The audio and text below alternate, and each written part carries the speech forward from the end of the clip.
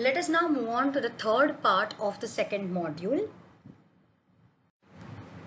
This is the disclaimer.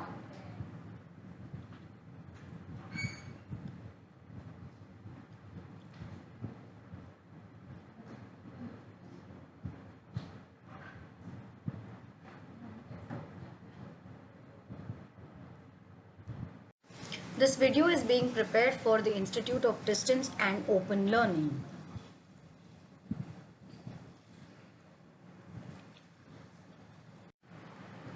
Part 3 consists of 4 topics: career planning and its importance, succession planning and its need, importance of mentoring, and counseling and its importance.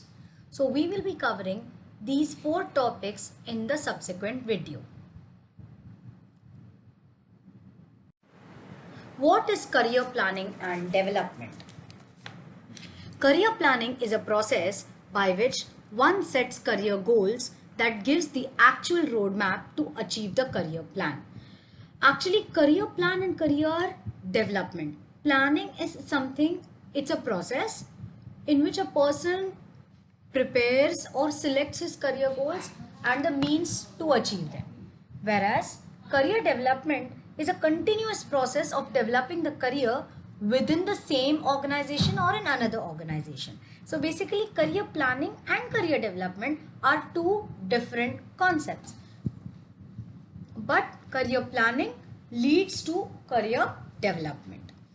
Let us now have a look at the importance of career planning and development to the employees as well as to the organization. So career planning and development enables the employee to make a proper selection of the career. Whenever the HR department resorts to career planning and development, the employee is given a chance to select whatever he is capable of doing and the skills of the employee. So the employee would be in a better position to opt for a particular career that is dependent on his skills and capabilities. One more importance to the employees is that if the company resorts to career planning and development, the employee gets an opportunity to upgrade his career. So for example, if the employee starts at a lower position and he gets a lot of opportunities from the company, he could even get a chance to move up to the position of the CEO. But yes, that depends on his dedication, his skills, and his inclination to climb the career ladder. Career planning and development ensures improvement in the performance of the employees. Whenever employees are given a placement, it motivates the employees only if the placement is given in the area that the employee is interested in. So career planning and development definitely enables the employee to improve the performance and thereby reach to better commitment and dedication of the employee, and in turn helps to increase the job performance. And higher job performance improves the skills and capabilities on account of various career planning and development programs that are incorporated by the company. Career planning and development leads to job satisfaction. What is job satisfaction? So job satisfaction is a state of mind where the employee is happy or is in a happy state of mind to do his job. So when the company resorts to career planning and development, there is improvement in the performance and this leads to job satisfaction. He can do the job better because he is happy with what he or she is doing. Career planning and development leads to higher morale. We've always discussed that motivation is a single concept which deals with the motivation levels of one employee, whereas morale is a group concept. So career planning and development leads to higher morale. It boosts the morale of the employee. This brings in a lot of courage, confidence, discipline, enthusiasm within the employee and indirectly or directly towards the entire group. So morale is a state of mind. It is a mental condition where all the team members in the group have to cooperate to do the work effectively and efficiently. Because of all these aspects, career planning and development definitely improves the mental health of the employee and thereby reduces monotony and frustration. Why monotony and frustration? Because the employee is given a chance to do different type of work or even challenging tasks, which reduces the boredom and monotony of the employee. Now let us have a look at the importance of career planning and development to the organization. If the employee is happy, if the employee is satisfied with the job, if the employee has improvement in performance, high morale condition, then it is very obvious that the employee turnover is reduced and there is a reduction in the absenteeism. That is, employees will not leave the organization and go, and this would definitely attract and retain talented employees in the organization. Because if companies give the employees a chance to develop their career opportunities, it will definitely attract and retain a number of talented employees. Since the employees are happy, they are given an opportunity, their motivation levels are higher. If their motivation levels are higher, the company is in a better position to fight competition. The company gets a competitive advantage over those of their enemy in the same industry. Also, career planning and development definitely improves goodwill and profitability. How does it improve goodwill and profitability? It improves goodwill and profitability by creating a positive image in the minds of all the employees as well as all the stakeholders. When the employee's performance increases, the efficiency of the organization as well as the employee increases. That is, the ratio of the cost and the returns is much higher. That means the returns are much higher as compared to the cost, and this leads to higher efficiency.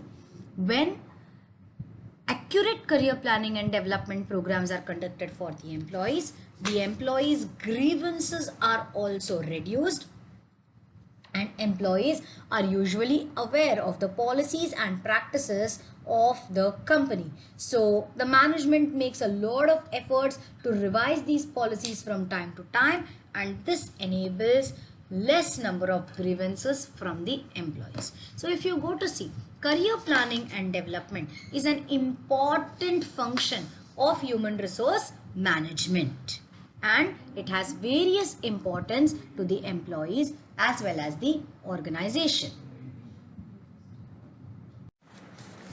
Succession planning. So succession planning refers to the process of planning for filling up the vacancies at higher levels when they fall vacant due to resignation, promotions, transfers of top level executive. When does a company resort to succession planning? The company has to continuously plan for the future. No employee is going to be permanently in the organization, and thus there would be events of resignation, promotions, transfers of executives at all levels. Thus, the company has to plan in advance who would be taking that vacant position so that it does not remain vacant for a long time. Because if it remains vacant for a long time, then it would affect the entire functioning of the organization. So succession planning is creating a second layer ready as a contingency plan if at all the first layer of the employees leave the organization either in a planned way or in an unplanned way. So it could be even a death of the, a top level executive. It could be, resignation. It could be promotion. It could be the employee leaving for another opportunity. Okay. So all these aspects need to be considered when the company is doing succession planning. So what will the company do, or what process will the company follow for succession planning. So the company has a 3-layer step. If you can see the picture here, it is the handover of the charge from the superior to the subordinate. So for that, the company first needs to identify the positions that could be vacant and for which succession planning is required. So the first step in succession planning is identification of the position. The second step, once you identify which positions do you want to do succession planning for, or they could be vacant, maybe let's say for example there's a retirement going to happen in the next 1 year of a very very high position. So you know that that position is going to get vacant. So now who would be the best people to fill that position? And then you start identifying those successors who have the right qualities and qualification and have the willingness to take up that particular position. And once that is done, you will start grooming the successors. What do I mean by grooming the successors? Grooming the successors means giving them some kind of mentoring, creating some understudy position, providing them with challenging tasks so that they are prepared for taking up that position as and when the position becomes vacant. Why is there a need for succession planning? The first reason for succession planning is that you need to groom your successors. Without identifying the successors, you will not be able to understand what skills they lack to take up that particular vacant key position in the near future. Effective grooming helps to match the personal competencies of the successor with that of the role requirements. The second importance and need for succession planning is that it attracts and retains competitive employees. Succession planning, why it is required? So that those employees who are talented, they feel that they have a chance to be promoted in the organization. This develops loyalty and commitment on the part of the employees. Then succession planning, once you start grooming the successors, they are automatically motivated to acquire new skills and knowledge and to handle key positions that would be falling vacant in the future. So competent and motivated employees always generate much more performance in the organization, and because of that, this ensures filling up of the key position. Succession planning always helps the company to fill the key positions in the organization. The top management is a position that cannot be left vacant for a long period of time, and that is why the company has to ensure that succession planning is done properly to fill those key positions on time. Succession planning is required to gain the support of the stakeholders. Without the stakeholders, be it the customers, be it the shareholders, it is impossible for the company to function, and thus the company has to do succession planning to generate the support from its stakeholders. The company has to do succession planning because they want to prove to their stakeholders that the company is a very planned company, and who does not like a company that goes according to their strategic plans. And this develops goodwill develops profit, that is corporate image, and this enables the company to achieve competitive advantage over those people in the industry. If you talk from the employee's viewpoint, it leads to upgradation of the career of the employees because they are given a chance to be trained for the future positions. So this also leads to career upgradation of the employees. So keeping all these points in mind, it is very, very important for a company to do succession planning, which is very, very important. So what are the 3 steps? So first you identify the positions. then you identify the successors, and then you groom those successors. What is mentoring? A mentor is a coach, a guide, or a teacher who teaches, guides, and counsels the learner or mentee. Mentoring is a process of guiding and coaching the mentee for improving individual, group, and organizational effectiveness. So for the process of mentoring, what happens is the mentor, gives life examples to the mentee so that that mentee understands the position or the world in a better way. So, they would probably, a mentor would be a person who has got a lot of experience, been there, done that. And, the mentor would use approaches like coaching, training, discussion, counseling.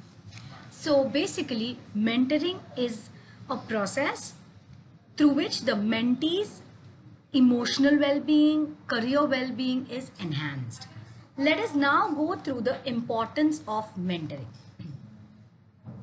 The first importance of mentoring is that mentoring aids in decision making. Mentoring facilitates better decision making in the organization.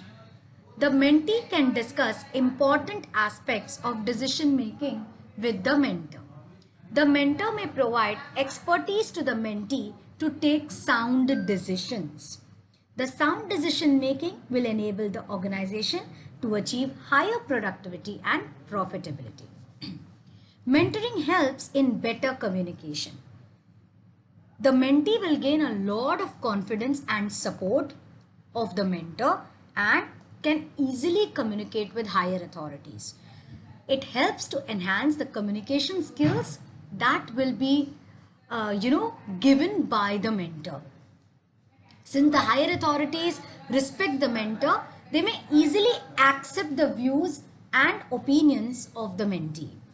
The mentee will also find it much easier to communicate with his subordinates on important issues. Mentoring may improve the competency of the mentee. The mentor acts as a guide in assisting the mentee to improve thinking and creativity. So what happens here is the mentor can give advice because the mentor will have a rich experience and thereby improve the overall competency of the mentee. The entire mentoring program would enhance discipline. What is the meaning of discipline? So we relate discipline with two words, application and dedication. Application from the mind and dedication from the heart. So what happens is, due to the active support of the mentor, some kind of discipline is generated within the minds and the hearts of the employees. It increases efficiency. Efficiency is lower cost and higher returns. Mentoring facilitates teamwork. What is teamwork? When mentoring has happened, there are a lot of issues, challenges that when the process happens.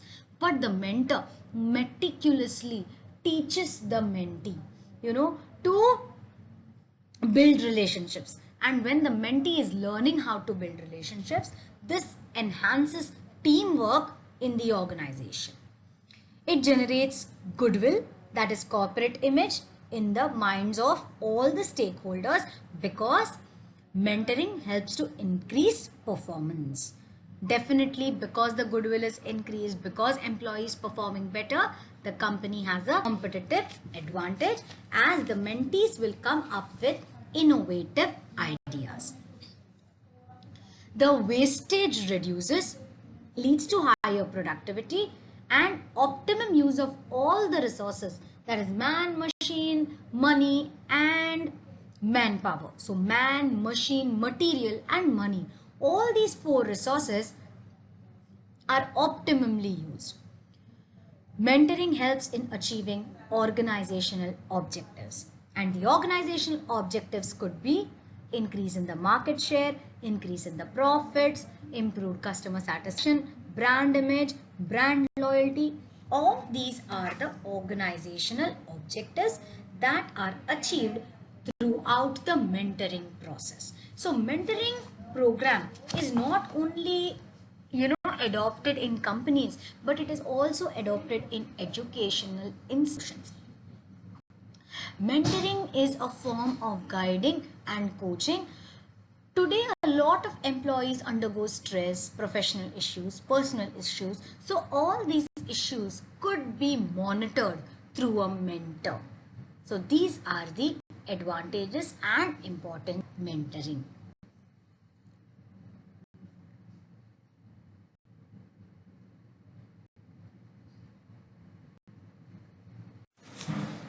Moving on to the next topic, that is counseling. What is counseling? John Newstorm and Keith Davis defines counseling as counseling is the discussion with an employee of a problem that usually has emotional content in order to help the employee cope with it better. A counseling always helps to improve employee mental health and well-being. Good mental health means that people feel good about themselves, right about themselves, and they are very much able to meet the challenges of life. People are very hesitant to opt for professional counseling with the fear that they will be judged. But if anyone is undergoing any kind of pressure, stress, which cannot be resolved in a short period of time, it is always advisable for the employees to opt for counseling. What are the various functions of counseling? Counseling, the basic, what happens before we cover the functions, let us understand that counseling helps to develop self-confidence, understanding, empathy, self-control, and ultimately work effectively. There are a lot of situations that employees would face in the days of their work life. How effectively and efficiently an employee is able to handle that situation would be improved with counseling. Counseling performs the following functions. The first one is advice. Here the counselor tries to understand the problem faced by the counselee and tells the counselee the things to be done before even guiding them. Reassurance, giving the counselee courage and confidence to face a problem. Communication, providing information and understanding of that particular problem. Release of emotional tension, helping the person to feel free of frustrations and stress. Clarified thinking, encouraging the person to think of the problem in a matured manner. Reorientation, encouraging a change in counselee's physique self through a change in basic goals and values. With all these aspects of counseling, the counselor may use either one function or an integration of 2 or 3 functions depending on the issues faced by the employee for counseling. Not every counselor would use advice as a function or reassurance or reorientation or only communication. It could be a combination of one or more functions depending on the issues that the employees are facing. When is counseling required? So counseling is required when the employee is facing career problems, performance issues, family problems, or behavioral issues. Or it could be any kind of personal issues also that the employee is facing. What are the benefits of counseling? It improves productivity and performance. It enhances quality of decision making. It improves innovation and creativity. It develops a positive work behavior. It improves relations between superior and subordinates and encourages the employee to understand alternative solutions to his problems. In the next slide, we are going to learn the techniques of counseling. What are the techniques of counseling? There are various techniques of counseling. They are directive counseling, non-directive counseling, participative counseling, and there are a lot of sub techniques that can be used for counseling. The first one is directive counseling. In directive counseling, the counselor directs the counselee to adopt certain solutions to resolve the problem and helps the counselee to implement the solution.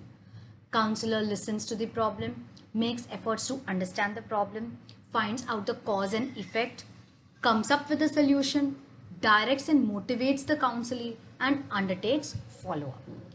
What are the main elements of directive counseling? Directive counseling usually performs the function of advice. It controls the direction of conversation.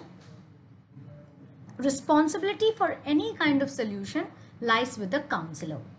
Counselor is always in a superior state, but the counselee is relatively passive.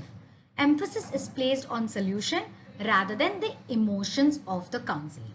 So to sum it up, directive counseling is a technique where the counselor advises the counselee and the counselee is a listener and understands the solutions that are provided by the counselor. Non-directive counseling, as the name suggests, opposite of directive counseling, more suitable in case where complicated issues are found, such as any personal conflicts at workplace, harassment of colleagues, any behavioral changes due to family issues. So what happens in non-directive counseling? The counselor listens to the problem, makes efforts to understand the problem, finds out the cause and effect, may assist to come up with a solution, motivates the counselee to implement the solution, helps in reorientation, clarified thinking, and emotional release of tension. What does the main element include? The main elements of non-directive counseling includes it performs the function of reorientation, clarified thinking, and emotional release of tension. These three aspects we covered in the functions of counseling, the previous topic. So what is reorientation, clarified thinking, and emotional release of tension? You can refer to that particular slide. Employee controls the direction of the conversation. If you go to see in directive counseling, the counselor was superior, whereas in non-directive counseling, the subordinate is superior. Okay, so here the responsibility is not with the superior but with the subordinate. The counselor and counselee are at the same level. Employee is psychologically independent as a person. Here, more emphasis is placed on psychological adjustments and employees' feelings. Whereas in directive counseling, the counselor is at a higher level. The next technique of counseling is participative technique. What is participative technique? It often establishes a mutual relationship between the counselor and the counselee. There is cooperative exchange of ideas to solve the counselee's problem. Neither the counselor completely nor the counselee completely is responsible. Here it integrates the ideas of both the parties. Listening technique is applied. Participative counselor plays more active role as the discussion progresses, performs 4 functions: reassurance, communication, release of emotional tension, and clarified thinking. What are the other techniques of counseling? It is managing resistance. Resistance means hesitation to accept the change, which is a very, very challenging task. No individual is ready to accept that change.